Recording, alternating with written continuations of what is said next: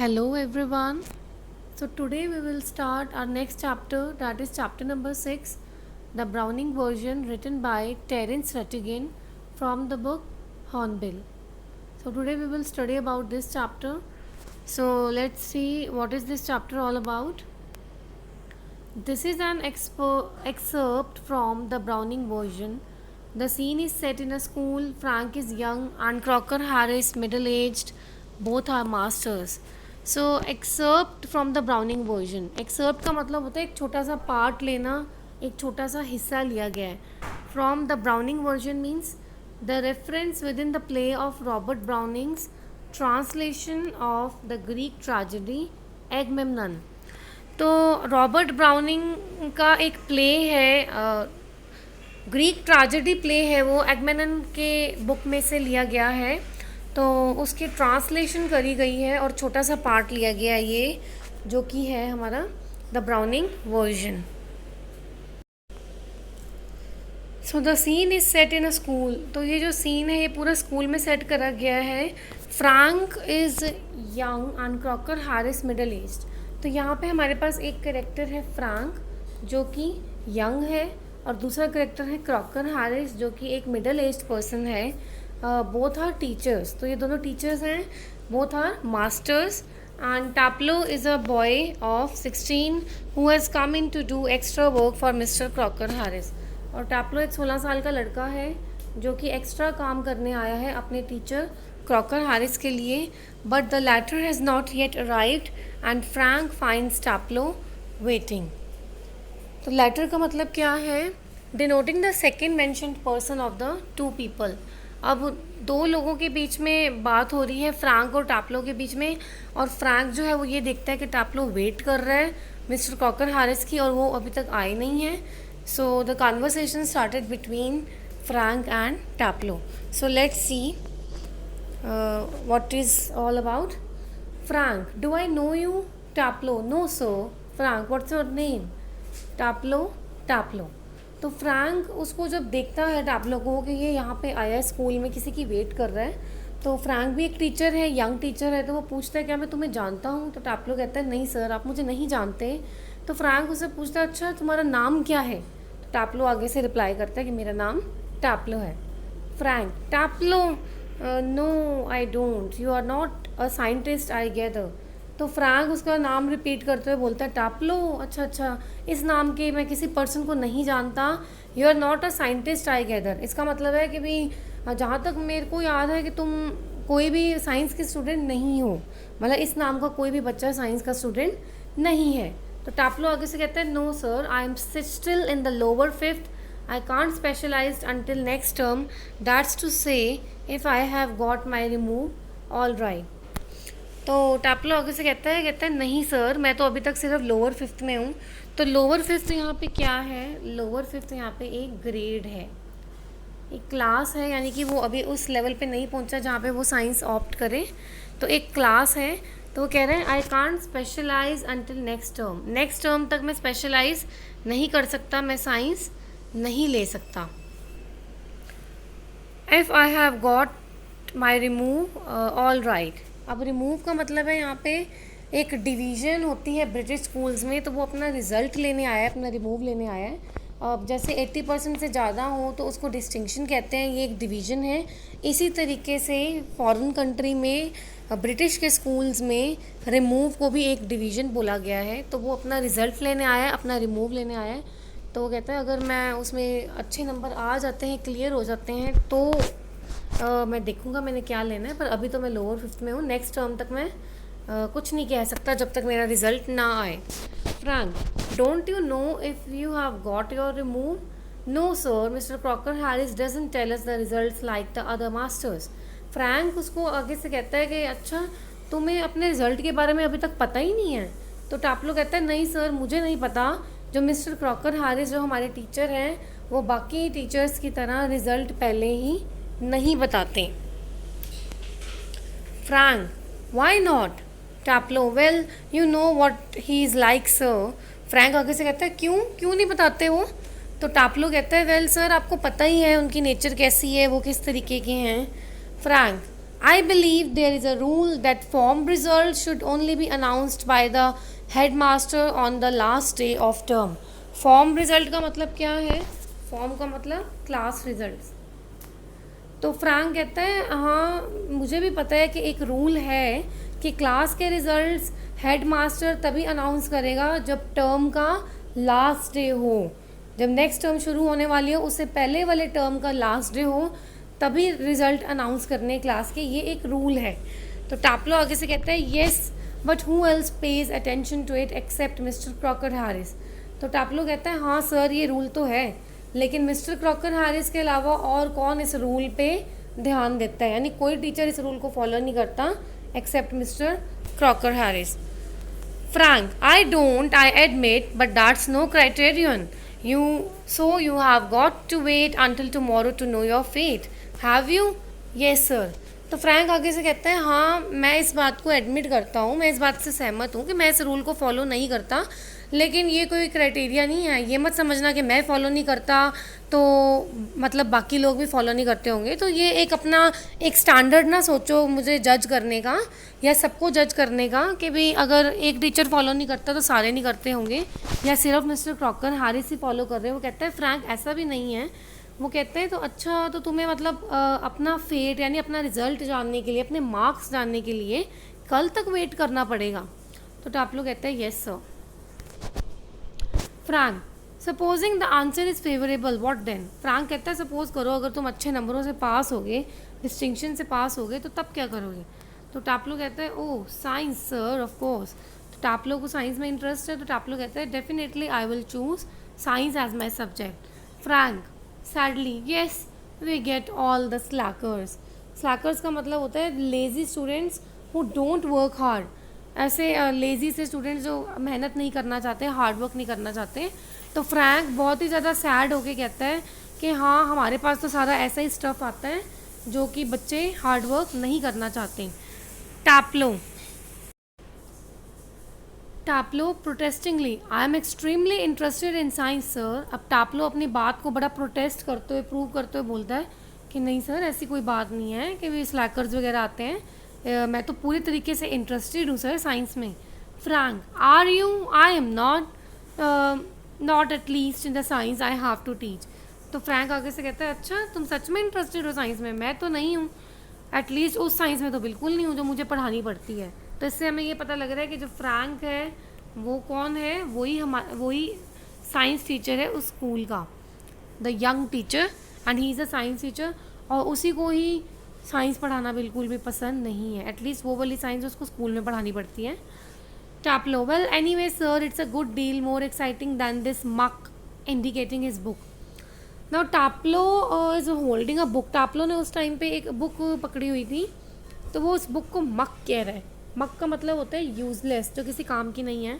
वो कहता है एनीवे सर साइंस पढ़ना तो बहुत अच्छी डील है, बहुत एक्साइटिंग है, इस मक से तो बहुत अच्छी है. बुक की तरफ इशारा करके कहता है कि ये बुक तो यूजलेस है. फ्रैंक कहता है व्हाट इज़ दिस मक, किसे कह रहे हो मक. टैप्लो एस्काइलस सर द एगमेनन. तो उसके बाद टैप्लो उसको बताता है एस्काइलस सर ये वाली जो बुक है, बुक का नाम होता है द एगमेमनन. तो वो उसको कहता है. Frank and your considered point view is that the Agamemnon is muck. Frank आगे से कहता है अच्छा अभी इस बुक को, एगमेमनन की बुक को तू मक कह रहे, यूजलेस कह रहे, ये तुम्हारा व्यू पॉइंट है. तो टैप्लो आगे से कहता है well no sir I don't think the play is muck exactly. I suppose in a way it's rather a good plot really, a wife murdering her husband and all that. I only meant the way it's taught to us, just a lot of Greek words strung together and 50 lines if you get them wrong.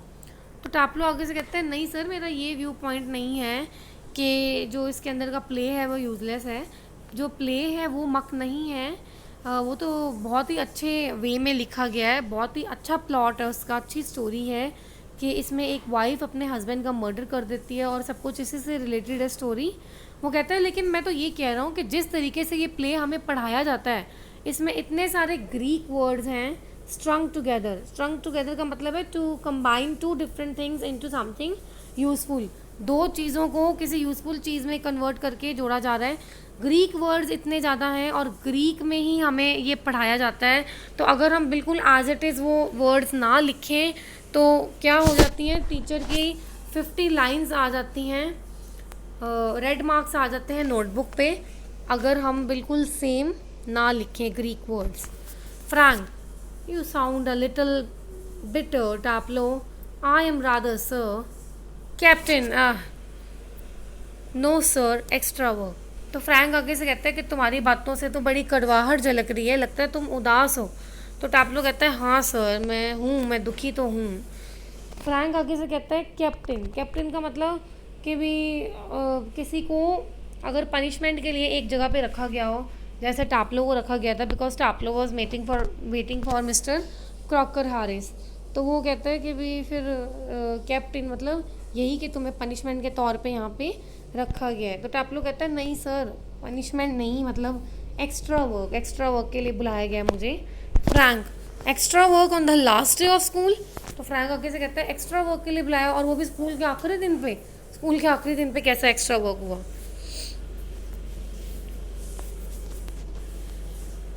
Taplo, yes sir, and I might be playing golf. You would think he would have enough to do anyway himself, considering he is leaving tomorrow for good. But oh no, I missed a day last week when I was ill. So here I am, and look at the weather, sir. तो Taplow आगे से explanation देता है कि हाँ sir, मुझे extra work के लिए ही बुलाया है, नहीं तो मैं भी गोल्फ खेल रहा होता इस टाइम पे बाहर जाके। तो आपको क्या लगता है, आज आखिरी दिन है और उन्होंने कल स्कूल छोड़ के चले जाना है। It means mister Crocker Harris was leaving the school. तो वो कहता है उन्होंने आगे स्कूल छोड़ के चले जाना है और आज आखिरी दिन पर उनको कितने ही काम होंगे। लेकिन मैंने लास्ट वीक में एक दिन क्लास अटेंड नहीं करी थी बिकॉज आई वॉज इल, मैं बीमार हो गया था। तो मिस्टर क्रॉकर हैरिस बहुत ही ज़्यादा स्ट्रिक्ट हैं, तो उन्होंने वो एक दिन कवर करने के लिए मुझे आज बुलाया है। नहीं तो बाहर मौसम देखो सर, कितना सुंदर मौसम है, कितना अच्छा है। Look at the weather sir, नहीं तो मैं भी बाहर जाके गोल्फ खेल रहा था। So that was the reason which Taplow gave to Frank that why he was there on the last day of the school to do extra work. Frank, bad luck. Still there's one comfort. You are pretty well certain to get your remove tomorrow for being a good boy in taking extra work. Frank कहता है ओहो bad luck. वो कहता है लेकिन चलो इसमें भी एक कंफर्ट तो है ही है कि भी कम से कम तुम्हें जब तुम्हारा कल रिमूव मिलेगा तो हो सकता है तुम्हें ये बात देख के कि तुमने आज के दिन लास्ट डे पे एक्स्ट्रा डे लगाया है, तो तुम कितने अच्छे बच्चे बन के यहाँ पे रहे हो, यहाँ पे आए हो, तो हो सकता है इस बात से खुश हो कि तुम्हें कल अच्छे मार्क्स दे दिए जाएं। तो फ्रैंक ये कह रहे हैं उसको Taplow, well I am not so sure sir that would be true of the ordinary masters all right. तो टैप्लो आगे से कहता है वेल मुझे नहीं लगता सर, मैं इस बात को लेके श्योर नहीं हूँ, कोई और मास्टर्स होते होंगे, कोई और ऑर्डिनरी मास्टर होते होंगे, उनके लिए ये बात जायज़ हो जाएगी, उनके लिए बात चल जाएगी कि वो किसी के भी मैंने अगर एक्स्ट्रा डे लगाया तो मेरे ऊपर खुश हो के मेरे मार्क्स बढ़ा दें। They just wouldn't dare not to give a chap a remove after his taking extra work. Chap क्या है? चैप होता है a man who you know and like, और यहाँ पे चैप का मतलब क्या है? यहाँ पे चैप का मतलब है कोई भी स्टूडेंट, ठीक है। तो वो कहता है कि they just wouldn't dare not to give a chap a remove after taking extra work। वो कहते हैं मिस्टर क्रॉकर हैरिस ऐसे बिल्कुल भी नहीं है कि वो किसी भी बच्चे को रिजल्ट सिर्फ इस बेसिस पे दे दे कि आज उसने अच्छा सा एक्स्ट्रा वर्क किया है, वो आया है तो उसके मार्क्स बढ़ा देता हूँ। But those sorts of rules don't apply to the mister Crocker Harris. वो कहते हैं बाकी टीचर्स ऐसा करते होंगे, लेकिन इस तरीके के रूल्स जो हैं वो मिस्टर क्रॉकर हैरिस पे बिल्कुल भी इम्प्लीमेंट नहीं होते, अप्लाई नहीं होते। I asked him yesterday outright if he would have given me a remove and do you know what he said sir. तो वो कहते हैं मैंने कल उनसे पूछा भी था, आउटराइट मीन्स कम्प्लीटली डायरेक्टली। वो कहते हैं मैंने उनसे कल डायरेक्टली पूछा भी था कि अगर मुझे रिमूव मिल जाए, if he had given me a remove, कि मुझे दे देते, आप कल ही दे देते, तो आपको पता है उन्होंने मुझे क्या कहा? तो फ्रैंक कहता है नहीं। So Taplow says imitating a very gentle rather throaty voice. बिल्कुल मिस्टर क्रॉकर हैरिस की आवाज़ को कॉपी करते हुए एकदम से ऐसे बोलता है, my dear Taplow, I have given you exactly what you deserve, no less and certainly no more. Do you know sir, I think he may have marked me down rather than up for taking extra work. I mean, the man's hardly human. He breaks off quickly. Sorry, sir, have I gone too far? तो जब Frank उसे पूछता है कि नहीं मुझे नहीं पता, बताओ मुझे कि उन्होंने क्या कहा था तुम्हें कल, तो टापलो उसकी वॉइस को कॉपी करते हुए कहता है कि उसने मुझे बोला था, माय डियर टापलो, मैंने तुम्हें बिल्कुल वही मार्क्स दिए हैं जो तुम डिज़र्व करते हो, ना मैंने तुम्हें कम दिए हैं ना मैंने तुम्हें ज़्यादा दिए हैं। तो टापलो उसको बात बता रहा था फ्रैंक को कि आपको पता है सर, मेरे को तो उल्टा ये लग रहा है कि कहीं आज के एक्स्ट्रा वर्क को देखते हुए वो मेरे मार्क्स डाउन ही ना कर दें, मेरा रिज़ल्ट नीचे ही ना गिरा दें। I mean the man is hardly human. वो कहता है मतलब ये मैन बहुत ही ज़्यादा स्ट्रिक्ट है, इसमें बिल्कुल भी इंसानियत नहीं है। तो वो एकदम से अपनी बात को खुद ही रोकते हुए फिर कहता है, sorry sir, have I gone too far, क्योंकि वो भी एक सर से डिस्कस कर रहा है फ्रैंक से। तो टापलो खुद ही अपनी बात को बीच में रोकते हुए कहता है कि सॉरी सर, कहीं मैं ज़्यादा तो नहीं बोल गया। तो Frank, yes much too far. Frank आगे से कहता है, हाँ बहुत ज़्यादा बोल गए हो तुम। Taplow, sorry sir, I got carried away. तो टापलो आगे से कहता है, सॉरी सर, मैं थोड़ा सा भावुक हो गया था, मैं थोड़ा सा, गॉट कैरिड अवे मीन्स भावुक होना, भावनाओं में बह जाना। वो कहता है मैं थोड़ा सा भावुक हो गया था, तो फ्लो में मैं थोड़ा ज़्यादा बोल गया। Frank, evidently he picks up a newspaper and opens it. Taplow, yes sir. तो फ्रैंक जो है वो उसके बाद एकदम से न्यूज़पेपर पकड़ता है और उसको ओपन करता है और वो कहता है टापलो, तो टापलो आगे से कहता है, yes sir, what was that Crocker Harris said to you, just repeat it would you. तो वो कहता है, फ्रैंक मुझे ये बताओ कि वो बात क्या थी, एक बार रिपीट करना ज़रा, क्या तुम करोगे रिपीट जो क्रॉकर हैरिस ने तुम्हें कही। टापलो दोबारा से इमिटेट करता है और उसकी बात रिपीट करता है, अपनी बात बताता है, my dear Taplow, I have given you exactly what you deserve, no less and certainly no more. तो टापलो दोबारा से फ्रैंक को बताते हैं कि उन्होंने ये बात बोली थी कि मैंने तुम्हें बिल्कुल वही मार्क्स दिए जो तुम डिज़र्व करते हो, ना कम ना ज़्यादा।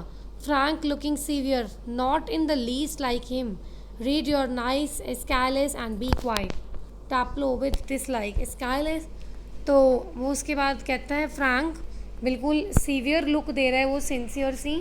तो वो कहता है, not in the least like him, read your nice Aeschylus and be quiet. वो कहता है बस अब उसकी तरह बोलने की बिल्कुल भी ज़रूरत नहीं है, बहुत हो गया, मतलब उसके बारे में अब और ना बोलो, अपना स्काइलेस रीड करो, उस बुक के ऑथर का नाम था स्काइलेस, रीड करो और चुप करके बैठे रहो। और टापलो बड़े ही डिसलाइक वाला अपना व्यू दे रहा है, अपने एक्सप्रेशंस दे रहा है, क्योंकि उसको वो प्ले बिल्कुल भी वो बुक पसंद नहीं है। ही कॉल्ड दैट बुक मक बोला था उसने, यूजलेस बोला था। तो वो बड़े डिसलाइक के साथ बोलता है स्काइलेस के, हाय हाय ये पढ़ूँ मैं। सो that was all for today's chapter. Read this chapter till here by your own also. Okay, thank you so much.